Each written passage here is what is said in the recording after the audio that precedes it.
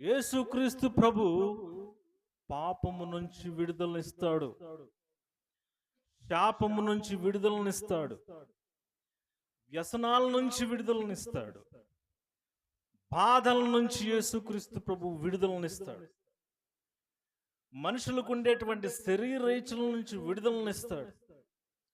మనుషులకు ఉన్నటువంటి అశాంతి నుంచి యేసుక్రీస్తు ప్రభు విడుదలనిస్తాడు. మనుషులకు ఉండేటువంటి చెడు ఆలోచనల నుంచి యేసుక్రీస్తు ప్రభు విడుదలనిస్తాడు. అపరాధ భావము పట్టి పీడిస్తూ ఉంటుంది. ఇది కూడా ఒకలాంటి బానిసత్వమే. దీనిని కూడా యేసుక్రీస్తు ప్రభు విడుదలనిస్తాడు. అవమానాలు, మనుషులు అవమానాలు తట్టుకోలేక అనేక బాధలు పొందుతూ ఉంటారు.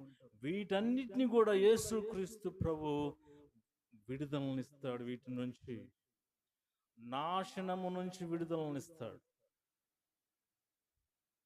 ఈ లోకంలో